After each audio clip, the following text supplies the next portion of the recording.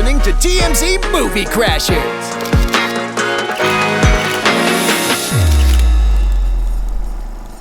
Hi, everyone, and welcome back to another episode of the TMZ Movie Crashers podcast. I'm your host, Paige from toofab. And I'm Fabian from TMZ.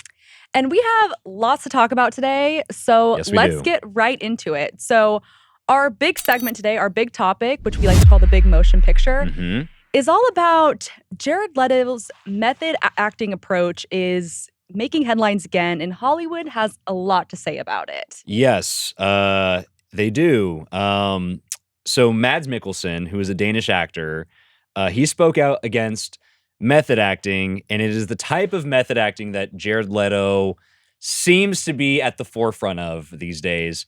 He did an interview with GQ, British GQ. They asked him about method acting, and he essentially said this. He says, over preparation can take you into insanity. And then he basically said, I'm not impressed if you overcommit to a role. Like, I'm not impressed if you stay on character during breaks. I'm not impressed if you're so deep in the role. He says that's ridiculous. And here's a quote, a very interesting quote from him. He says, what if it's a shit film? What do you think you achieved? Am I impressed that you didn't drop character? You should have dropped it from the beginning. How do you prepare for a serial killer? You're going to spend 2 years checking it out? So Mads Mikkelsen is not impressed with the overly method of method acting. And he essentially says that you're either a great actor or you aren't. Right. Being a method actor doesn't necessarily mean you're going to have a great performance. He even used Daniel Day-Lewis as an example, who, of course, is the king of method, known for his extreme methods for getting into a character. But he says that, he's a fantastic actor, but it doesn't have to do with his method acting, is what Mads is trying to say here. Right. He was talking about Daniel Day, and he was basically saying, I do think Daniel Day-Lewis has taken it too far, and that he can and has at times been pretentious in his, preparing for a role. That stuff is, storied, right? My left foot, etc. But like you say, that has nothing to do with it in his mind. He thinks if you're a great actor, you're a great actor. And in Daniel Day-Lewis' case, it works because he's a great actor. It has nothing to do with the deep devotion and the preparation and the method acting. Another person who chimed in on method acting and sort of slammed it is Will Poulter. Will Poulter. So he's, if you don't know who he is, he's been in Dope Sick, Maze Runner series. He's going to be in Guardians of the Galaxy 3. Yeah. He also criticized extreme method acting. Again, he alluded to Leto without naming it. We should clarify that both Mads Mikkelsen and Will Poulter didn't mention Jared. They didn't say his name, but it's quite clear in my mind that they might not be thinking of Jared Leto, but they're talking about the type of method acting his approach to method acting is exactly what they're getting at. Here's what Will Poulter said. He says, when it comes to an actor's process, whatever that is, so long as it doesn't infringe on another person or you're being inconsiderate, then fine.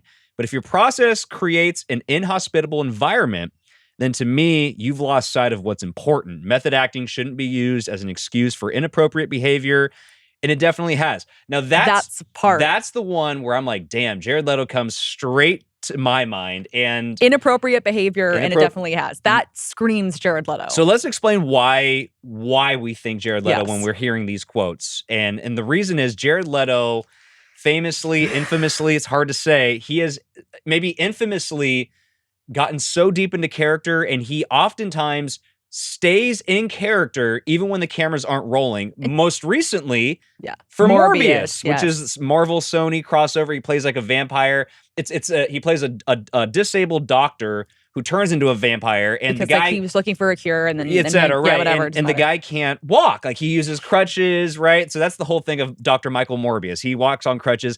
And apparently this makes me laugh. It's so ridiculous. So damn silly and goofy. So goofy. And kind of absurd. But anyway, so apparently the word is, and this has been confirmed by the director himself, Jared, just like he has for many other movies of his, stayed in character during Morbius in the sense that he kept walking on crutches. He's hobbling around. And then here's the kicker right here. Yes. So the kicker is that it was slowing down production for bathroom breaks with him with the crutches. It was slowing down production in general, especially for the bathroom breaks. Yeah, especially for the bathroom breaks. So he started using a wheelchair to go to the bathroom. Yeah, so instead of hobbling over with the crutches and taking his sweet time, they said, Jared, we'll meet you halfway. Please get into a wheelchair and wheel yourself. So he was zipping into the bathroom, getting back in the chair, coming back to set. So this Can is you imagine if you had like a crazier costume? Like that probably would have just slowed down everything. Absolutely. Yeah. But this again, just it sounds funny, and it is funny, and it's silly, and it's goofy, but this commitment that Jared Leto has to these characters, and this is his process, and by the way, he's defended it. So this is a relatively innocent instance of it, right? But there's been several that were not. There have been some that have been not. Exactly. You said it way more elegantly than I just did. There have been some instances where some people have taken issue with the way Jared Leto goes about his method acting, specifically when he played the Joker in Suicide Squad, the original Suicide Squad with Margot Robbie. Well, she was in both, but Will Smith, like the OGs. And apparently for that set, and when everybody showed up on set, Jared Leto from the get-go was in character as the Joker. He was playing the Joker, and he was also sending gifts to all the cast members. Really? Some of these gifts were so disturbing, and in fact, we actually have a quick little compilation. We have some sound of the cast describing the gifts, describing the reactions to the gifts. Let's play some of that sound right now. Yeah, he did some bad things, Jared Leto did. He gave some really horrific gifts. And then there was a bang on the door. You know, we're like, yo, who is that? You know, and this dude barges in and throws a dead pig down on the floor. And he said, that's from Mr. J. So in addition to all that stuff, the dead pig, and look, they sort of talked about it in kind of like a jovial. Like they didn't seem actually offended. You're right. But another thing that was not played in that clip that was actually talked about, which Jared Leto himself copped to, and there's video evidence of this, despite what he might say these days. He was apparently sending used condoms to a lot of the people, and he was also sending like porno magazines that like he thought that the Joker might read or might like whatever. And he was sending all this stuff. And again, Jared Leto himself is on the red carpets in E-Clip. We can pull it if we need to. He cops to the condoms. He says, yeah, I was sending used condoms, blah, blah, blah. He was sending a variety of gifts. And even Viola Davis, you can kind of hear. She's the one that seemed actually a little irritated. And frankly, I'm sure that a lot of people were offended. In fact, they're trying to put on a kind of happy face for the movie premiere. She's the one that you could kind of tell that she seemed and the Joker in the Joker aftermath, there was some controversy about it because yes, like they're talking about it here in jest, but it does seem some people were offended. Some outlets picked it up, and then there was a lot of questioning. Like, is Jared Leto taking it too far with his method acting? Is he using his method acting as an excuse to be inappropriate, to act inappropriate? And then Jared Leto himself spoke to this. He doubled down. He defended himself in pretty stark terms. Let's hear that sound right now too. Who did you send used condoms to? Oh, everybody. Maybe they didn't want to tell you, but no, I mean, I did a lot of things to create a dynamic, to create an element of surprise, of spontaneity. That's surprise. And to really break down any kind of walls that may be there. I mean, the Joker is somebody who doesn't really respect things like personal space or boundaries. And then a couple years later, he was on like a Sirius XM interview. It was like a serious interview. She was asking him about that again. And he took issue with the fact that it had been kind of, in his mind, warped and distorted and made into this really negative thing. And he was saying, no. In the moment, the cast loved it. It was all in good fun. But then he got serious and he said something to the effect of, like, hey, this is my process. And if you don't like my process, you can kiss my ass. That's what Jared Leto said. And again, going back in his filmography, there have been multiple instances of him getting several very into character, staying in character when the cameras weren't rolling. Here's a quick little example if people will indulge us. Way back when, for Requiem for a Dream, I think that was like 2000 or something. This is when he was first coming up, right?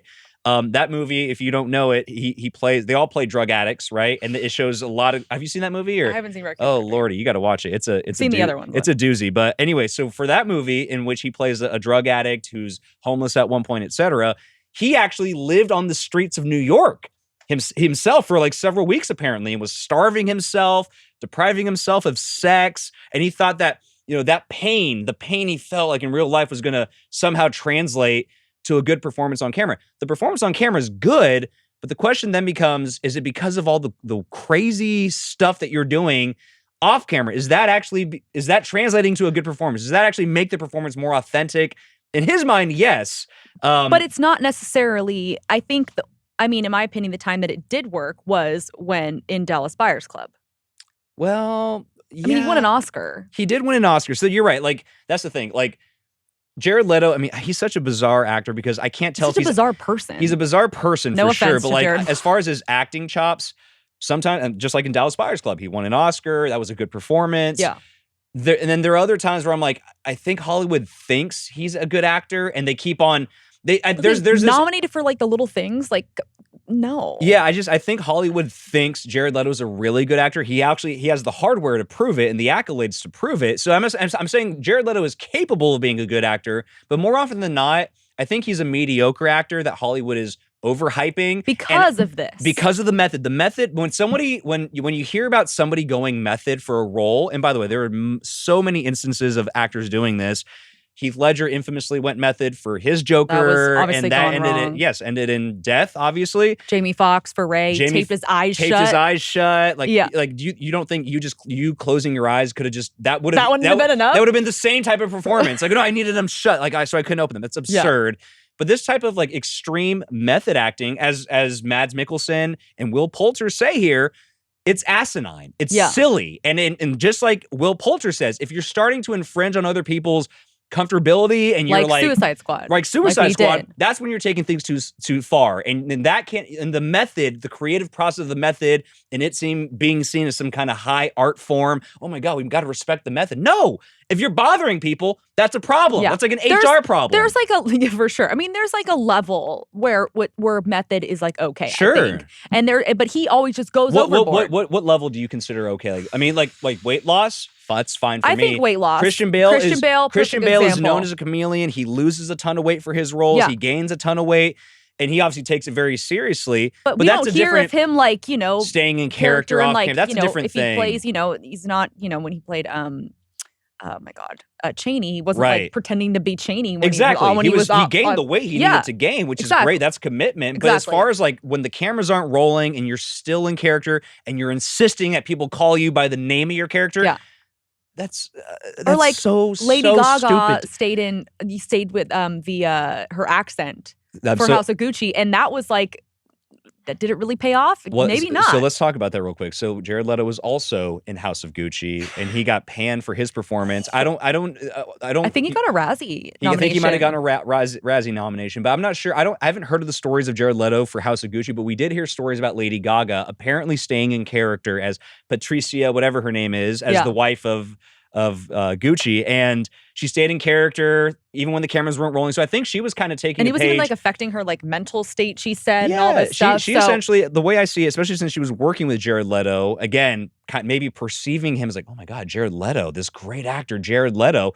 I think she took a page out of his book, became a weirdo essentially on set, and people were like, okay. So, and Jeremy Strong is another person who's recently gotten kind of some cringe responses for his like over dedication to roles. Like, what are you doing? I feel like, I don't know why I feel like a weird, I'm not going to get into it, but I feel like a weird, for Jeremy Strong, I mean, obviously like some of his castmates like think it's, weird, but it doesn't seem like he's like causing any discomfort in his castmates or them getting irritated. Not to the level that Jared Leto has. No. Not to the level that Jared Leto has. But there's no like actual inappropriate behavior. Just people are getting a little uncomfortable. Right. Like it's like there's a line between kooky behavior where it's like, okay, you're kooky, like whatever. It's not really affecting me 100% or bothering me. But some of Jared Leto's storied method moments, if you will, they do seem to kind of cross that line. And they don't really pay off. Well, not always. They don't always pay off. Like that's what I'm saying. They don't really yes, pay off. It paid off for Dallas Buyers Club. You got an Oscar, great. Morbius. Stinker. Joker. I mean, look, everyone can have their own opinion on this. I do not like his Joker. I don't like his Joker one bit. I think he was like the worst Joker. Even Blade Runner, like another, I would kind of consider that sort of a stinker performance. Like, I mean, like and that movie's great. Yeah, for Requiem for a Dream, he did well in that. But like again, what you doing well in the role? You think you living on the streets of New York and starving yourself and like trying to pretend like you're a drug addicted? You think that actually channeled into the actual performance? Like that's crazy. I'm sorry to say it's crazy. And it's just so funny to me that like Hollywood is now kind of speaking out about it now, and they're in more because I think it used to be like, ooh, they're going method. You're like, right. They're going to get an Oscar. For a long time, I think actors sort of thought, yeah, oh my God, like if they're serious actors, they're method. You got to take it seriously. You got to give it some reverence and some respect. But now the common sense is finally clicking in, and people are saying, yeah, this is stupid. This is idiotic. Like this, especially if you're like making people uncomfortable, like Jared Leto seems to have. Yeah. then you got to call it out for what it is. And funny enough, Jake Gyllenhaal. I love Jake Gyllenhaal. We're going to talk more about him later in this show, but he was on SNL this weekend. This past weekend. He's hosted this past weekend, and he too talked about method because he himself has been attempted method. He's known as a serious actor. I love Jake Gyllenhaal. I think he's a great actor, but don't come for us Swifties. Yeah, don't come for us Swifties. He himself addressed method and said, I learned the error of my ways.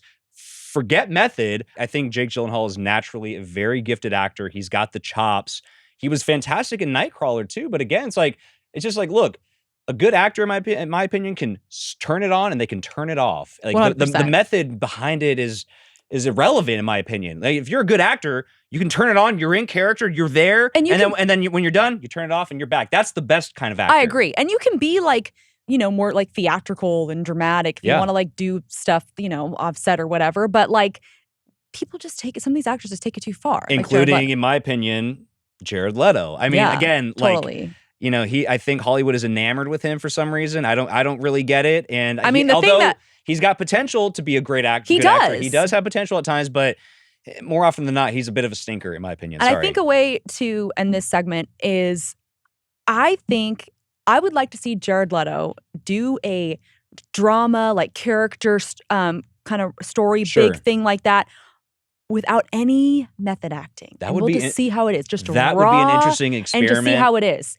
And who knows, he could be even better. Maybe the method acting's holding him back. It could be, but you know what? Jared Leto, to me, I mean, look, he's a veteran in Hollywood. He comes off to me as a very stubborn, stuck in his ways kind of guy, especially with that Sirius XM interview that I'm referencing. He really said, kiss my ass if you don't like it. This was like a few years back. So this is a grown-ass man who I think is stuck in his ways. He's stuck in his process. Grown-ass man who looks like he's in his 30s. Yeah. He needs to drop the skincare routine. Sorry, continue. Anyway, so I don't think he's going to drop the method. He should. I think the only way he can like maybe pivot off the method is if another co-star of his who's just as powerful or well-known tells him, hey, dude, knock it off. Like, stop it. Like, until somebody checks him like that, he's going to keep on acting a fool. And he went method for like a superhero film. Right, like, come on. Right. It's absurd. Well, we could talk about this for a long time, but we got to move on to our next segment. So we like to call this Casting a Light, and there was a lot of casting news this week. There really a lot was. of great stories. We're going to talk about two in particular. The first one is Brie Larson is joining the Fast and Furious family. Mm-hmm. She's joining Fast 10, and Vin Diesel announced on Instagram a photo of them, very sweet photo. He had a long caption, but we'll read part of it. He said, clearly there is love and laughter in this image. What you don't see, however, is the character will be introduced in Fast 10. You have no idea how timeless and amazing she will be in our mythology. Behind her beauty, her intellect, her Oscar, is this profound soul who will add something you might not have expected but yearn for. Welcome to the family, Brie. And then Brie herself, she posted the same photo. She had a caption that was sort of echoing the same sort of sentiment. Thank you so much for welcoming me. Right, thank you. Yeah, I'm so happy to be a part of it, et cetera, et cetera. So the headline, Brie Larson is going to be part of the Fast 10, the finale of the franchise. And the reason this is a big deal to me, look, this is Vin Diesel's heart and soul, right? Yeah. His heart and this is his baby. Fast and the Furious, this has been going on for like a decade plus already. And you can tell he's very invested.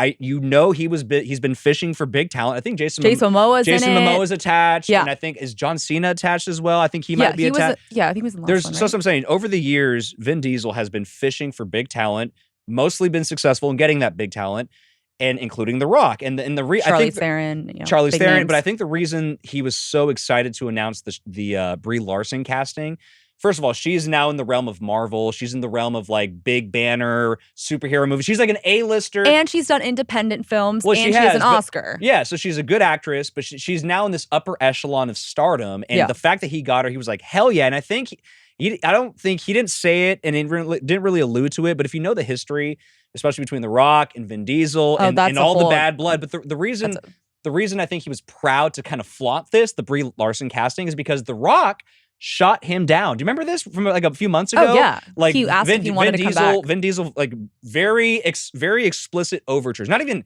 overtures, just very direct messaging on Instagram to The Rock saying, hey, brother, like come and help us finish this, blah, blah, blah, blah. Really kind of like, and backtracking from all of the feud that they had and essentially saying, come on, dude. Trying to offer an olive branch really in a way. In my opinion, kind of sort of guilting him into coming and finishing Fast 10 with him.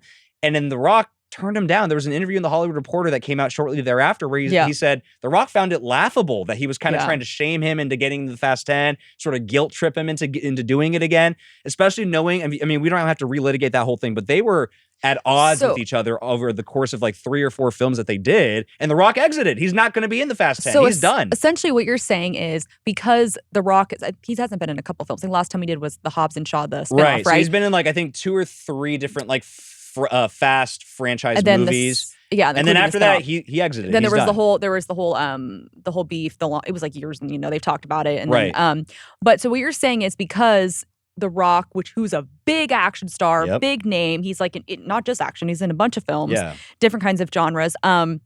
You're saying that in a way, like Brie was almost like a trophy, not a trophy, but like kind of like, look at, we got Captain Marvel. Yes, like literally. we got Captain Marvel. Look, like, I mean, look, that's sort of and Aquaman and Aquaman. You're right. No, honestly, big. he's huge too. That's what I'm saying. Like, that's sort of the cynical sort of view that I take, because like, I'm seeing it. I know Vin Diesel's petty.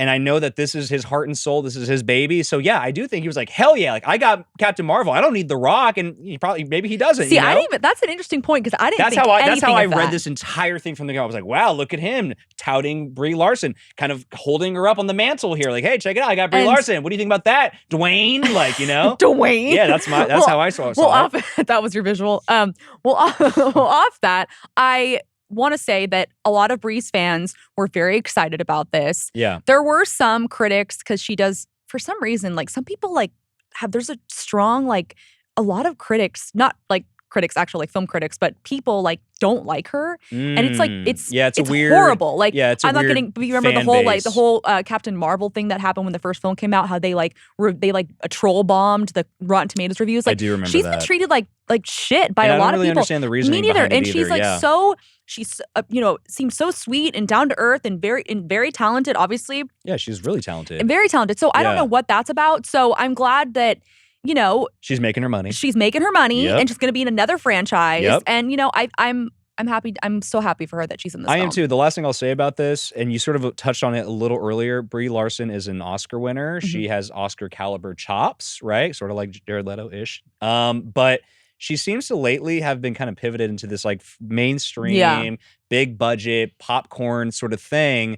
And to me, it's like, look, I mean, you could argue she's a bit of a sellout. Maybe she is. And that, if you want to be a sellout, make your money, do your thing. But I'd like to see her in something a little more serious soon. I think after this, she's... Because I'm all for actors having a wide range of work. Like, think like Oscar Isaac. Yes, or like they're all over the place. Yeah, but like eventually you got to bring it back to reality and kind of get serious again. I hope she does that soon, but we'll see. I'm sure she will. Yeah, and I'm happy for her either way, and happy for Vin as well. Yeah.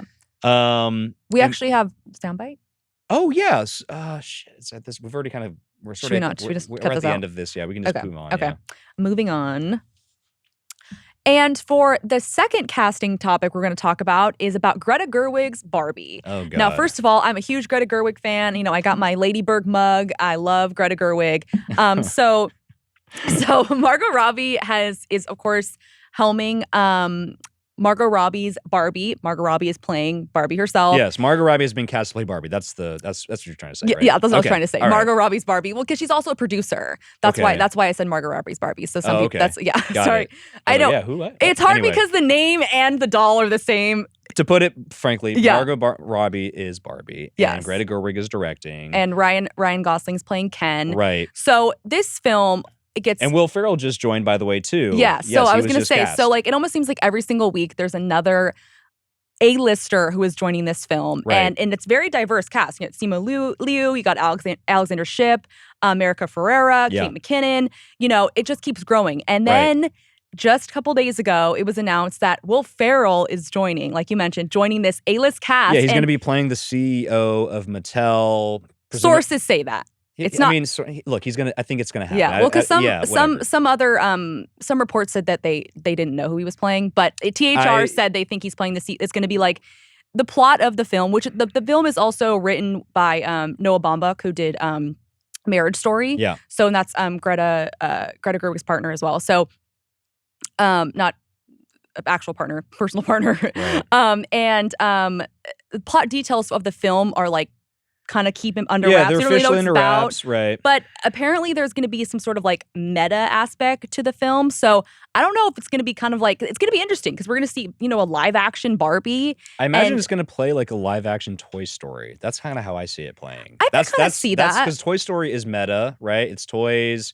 I mean, unless they're going to break the fourth wall and talk to the audience, if that's what they mean by meta, or if it's more like, oh, Barbie's very much aware that she's a toy and that, she's aware of like these sort of superficial toy tropes that are kind of placed on her. That's kind of... Okay, so I doubt you've seen this film. Have you ever seen the movie Life Size? Yes, with Tyra Banks. Yes. Yeah, I okay. have seen that movie. So who do you think I am? Well, I don't know. That's like I've seen a lot of movies, Paige. I've seen a lot of movies. Well, like a Disney, like DCOM or something. Like I said, I've seen a lot of movies. Okay, but go on. Yeah, so I feel like, in that movie, like, she plays a Barbie-esque doll, right? And she's like, I love I'm that movie, Eve, by the way. It's so funny. Shine bright, shine. Well, so the thing is, that's what's unclear about this movie. Is it going to be something? Is it going to be Margot Robbie as Barbie as a toy and like kind of like with plastic and stuff, or is it going to be Margot Robbie as Barbie who then comes to life and is like kind a of real like life, a life size kind of thing? That's what I was thinking. It's unclear what it's going to be. That's why I brought it up. The only thing that's sort of interesting to me about this story, besides the star-studded cast, is the fact that apparently Amy Schumer was first attached to play Barbie in this movie. This was like from a couple years back, right? Yeah, because this has been, the film's already in the film has been kicked around. First it was with Sony, now it's with Warner Brothers. Yeah. Amy Schumer was first attached to star as the lead. And then Amy Schumer came out and said something to the effect of... First she said it was scheduling conflicts, and then eventually she came out and said the real reason why. Correct. And then she said essentially that she read sort of the script and her and the studio heads were just not on the same page on the vision for the film. And Amy Schumer, obviously... very much so a feminist, right? Very progressive. And she said something to the effect of like, oh, they wanted, I wanted Barbie to play an inventor, and then they wanted the invention to be high heels or something. And then apparently after Amy Schumer was cast, Sony sent her a gift. It was Manolo Blahniks. What are those? I don't know what that is. What is that? They're very expensive designer shoes. Okay, shoes. Like fancy shoes. Yeah, like Carrie fancy Bradshaw shoes? heels. Heels? Yes, Okay, fancy girl heels. Okay, there we go. Like $800 shoes. Okay, there you go. Plus. So Amy Schumer got sent those heels by the studio as like a congratulatory gift. And then what she said was, when I got those heels, that to me was telling of kind of how they were sort of seeing this whole thing. And what I think she means is this sort of stereotypical, like glammed up, like Barbie, like kind of playing into like gender roles, et cetera. That's what Barbie historically has done over the years. Yeah. Reinforce those gender roles, et cetera. And I think Amy had more of a progressive vision, and she wanted to do something more like Barbie's has to kind of challenge. Is the whole movie in her mind, I think, was going to challenge those tropes and those norms and all that stuff.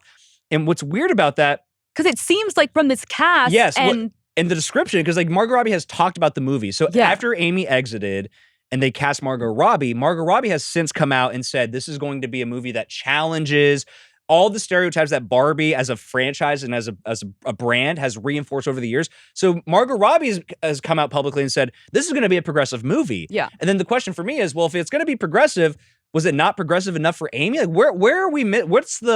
Something's missing here. I know. You know what I mean? And Greta Gerwig is very progressive as yes, well. she's like Miss Feminist over here. Hello. Yes. Like, come on. So that's what it doesn't add up. Something's there had not to jiving. be something else there. I mean, Barbie can, be an inventor, be doing these amazing things, and wear high heels. So I'm interested. Like we don't have to take all the femininity away from Barbie. Like that's what makes Barbie Barbie. Yeah. Like she could still be very much like a woman, if you will. I don't know. Yeah. I don't want to go down that road. Yeah. It's too controversial. Too much controversy. We know what you meant. Yes. Anyway, so we'll see what comes of that. Yeah. But we're very excited. You're very excited. You're like whatever. I'm so about it. Anyway, Barbie. we can transition into something we like to call the Hollywood Hoedown. This is where we talk about breakout stories. Yes, we'll do the little lasso thing. And the story I want to focus on for this appeared in Variety. It was really interesting. They posed this question, and this has to do with Michael Bay's new movie. Speaking of Jake Gyllenhaal, my homie, this has to do with Michael Bay's new movie, Ambulance, which just came out this past weekend and which flopped at the box office. It pulled in like a middling $8.7 million for the weekend haul domestically. And the movie cost like $40 million to make, which is relatively cheap for Michael Bay movies. But still, it did terribly at the box office. It got overshadowed by Sonic, which apparently this is like one of the best Michael Bay films, people are saying. So check this out. This is how much of a loser I am. I went to go see Ambulance last night. Very late. It was like a last minute decision. When did you say I know, it was a last-minute decision. I literally talked to you last night. I know, we were texting last night, but it was a last-minute decision.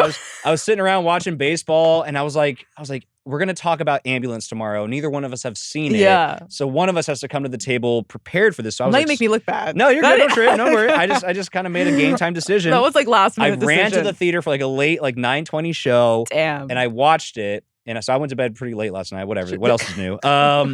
It was fantastic. It was awesome. Jake Gyllenhaal was awesome.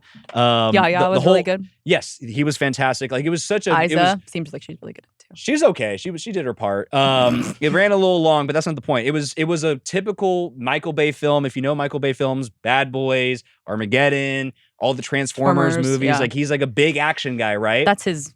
Yeah. Yeah, and so the movie flopped, and the question is Netflix killing action flicks? Is Netflix killing original action flicks specifically at the theaters? And I think the answer to that, unfortunately, is yes. It totally is. And if you read this Variety article, they basically lay out how Netflix has sort of carved out this niche space. Like they have a ton of Netflix original movies with huge stars, Chris Hemsworth. Like think Red Notice, Extraction. Yeah, The Old Guard, Triple Frontier. Even Michael Bay himself made a movie with them called Six Underground with Ryan Reynolds. So, and Mark Wahlberg has been in like a ton of action movies with them. So, and Red Notice was like what crazy records for Netflix. I guess. I don't know. It's hard to gauge. It's hard to compare like what Netflix records are compared to box I know, office. but basically it did well for Netflix. It supposedly did well with That's a better way Netflix. to So put the it. point is, and people know this, like if you have Netflix at home, you usually see like, oh shoot, there's a new big budget, splashy action movie, like an original action. Having a big star. Having as well. a big star. That has become Yeah. a more and more common thing lately for Netflix.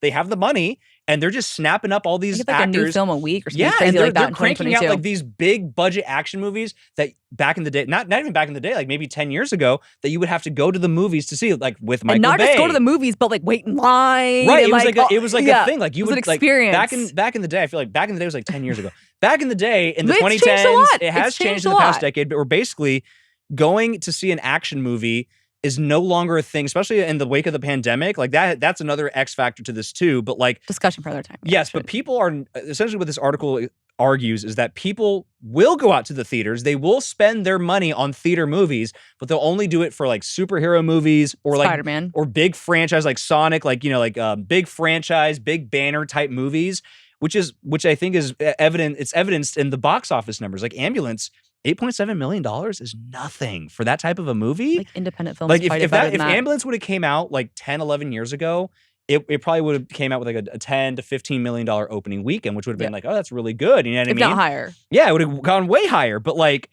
8.7 million, and it kind of makes me think like, yeah, I think Netflix really is kind of killing original action flicks.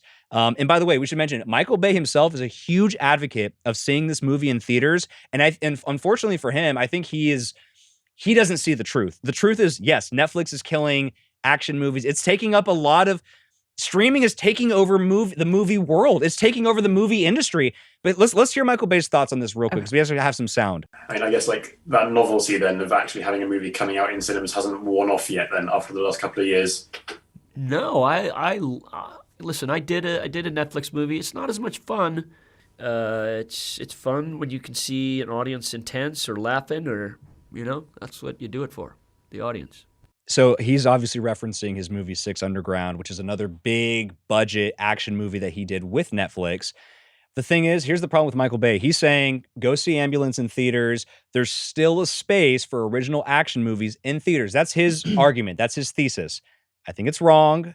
And the thing is with Netflix, once you go Netflix, you don't come back. Or like once you open Pandora's box, which Michael Bay has done by making a big budget action movie with them, you can't really come back from that. You can't put out a movie in theaters. Unfortunately, like let me just make one thing clear because we're both on this. I love seeing movies in theaters. I don't want movie theaters to die.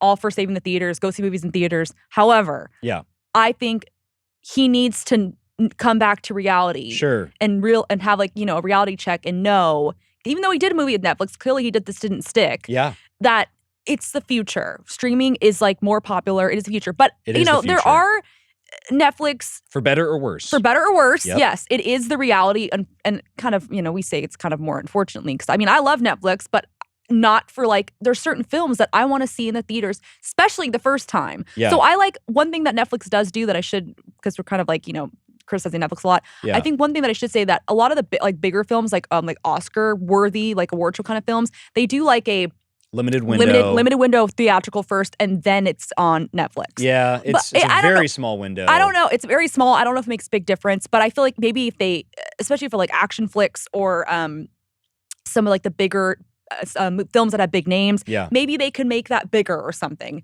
Not that like Netflix is going to listen to us, but you know what I mean. Maybe they could make the theatrical. But why would they do that though? Like, what's the incentive to do that exactly? Other than just reverence, like, oh, we want to pay respects and homage to the theater. Like, if they don't care about that. I know, but I feel you know like what I mean. Like, they're business people. Like, they want people to come to their service. But at the same watch time, it on their service. At the same time, like I know they probably don't really care about like theatrical numbers. No, they probably don't. But I still feel like I feel like as a film lover, I think what you're saying is they should have some respect. Yes, is that what you're saying? Exactly what I'm saying. That's what I'm trying. They should just want to do it. And they have enough money. While I agree that they should have some respect, the realist in me says they're not going to have respect. Yeah. They're going to be optimistic. They're going to continue taking over the movie space. Yeah. They've already, in my mind, taken over the action movie space. And by the way, not only that, I should mention this too. Ambulance, even though it was great on the big screen, it was a good movie, good performances. Here's the truth. It could have. Honestly, I was like, I could have been at home watching this on Netflix. Really? Yeah, real shit. Now we're like totally switching. No, I'm not. I'm just being honest. Like, even though I don't like the idea of Netflix doing that, I was sitting there kind of being honest with myself. I was like, did I really need to come to the theaters? If this was on Netflix tonight, I could just as easily turn this on. Because I was like, there's nothing, that's what I'm saying. Like, the taste of audiences, they're not going to the movies these days just for like a standard action movie. You got to really sell them something, like something special, something unique that this movie offers me. And I think that's kind of where we are in our genres. In another genre, rom-coms. Yes. Netflix is taking over rom-coms. It's like they have, and they're like, some of them are just horrible. Awful rom-coms. Most of them are awful. Most of them are awful. Yes. I mean, it's most Netflix originals are awful, just to be frank. But anyway, not all of them. We'll agree to disagree. We'll agree to disagree on that. But I think that with the rom-coms, it's the early 2000s, 2010s, even going up to it. Those were like peak rom-coms. You're right. And you would go to the theaters to see it. Go to the theaters to see it. Right. And then, now I obviously watch them on Netflix and other stuff. Like, every year, like I watch, Nancy Meyers. I watch It's Complicated. I watch The Holiday every year. Speaking of Nancy Meyers, she recently inked a deal with Netflix to sort of come out of retirement because she hasn't made an original movie of hers since Home Again, like which 6, was 7 years or something like that. She's going to make a new rom-com with Netflix, ironically enough, even though she's a vanguard of the theater days. Yeah. And it's interesting. So like she inked a deal with them. She kind of alluded that she was going to do this. We have some sound from her, but let's hear what she said. If I were to make another movie, I would make it for a streamer. Why? It's going to end up there anyway, within a few weeks. For the most part, the movies that are made for movie theaters are not necessarily movies I'm really dying to see. So there's some truth from Nancy Meyers. Yeah. And whereas Michael Bay, I think, is sort of stuck in the past. Exactly what I was going to say. He's stuck, even though he did make a movie with Netflix, or he's sort of kind of pivoting in that way a little bit. Like, he still has that throwback mentality. Whereas Nancy Meyers sees the future and says it's going to end up on streaming anyway. So the next movie I make will be with a streamer. And sure enough, here she is making a movie with Netflix, progressing, adapting. Like, I mean, that's what you kind of have to do, right? And if anyone can bring back the quality rom-com, it's Nancy Myers. Yes. So, 100%. I'm very much looking that. I'm actually looking forward to a Nancy Meyers rom-com as opposed to all the trash rom-coms that Netflix cranks out all the time. Let's bring back some quality. So, yes.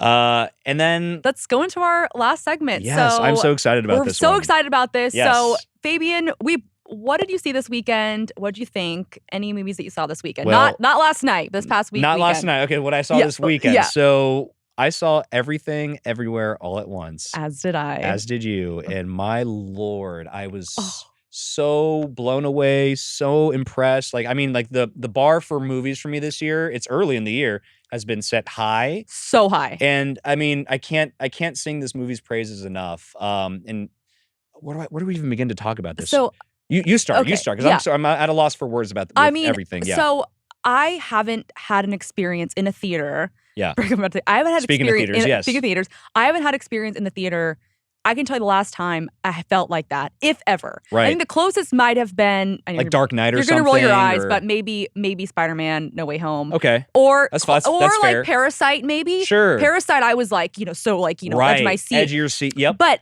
this film, like, you go through in a whole roller coaster of emotions. Like, I haven't laughed that hard in a film, and I haven't cried that hard. The last 30 minutes, I was just bawling, and it was just such a good film. I mean, it's labeled as a science fiction, black comedy, action adventure film. Yeah. And it literally has every single one of those genres in there. All of it. It's just to echo what you wild. just said, I completely agree. I haven't had a movie theater experience like that in a very long time. No.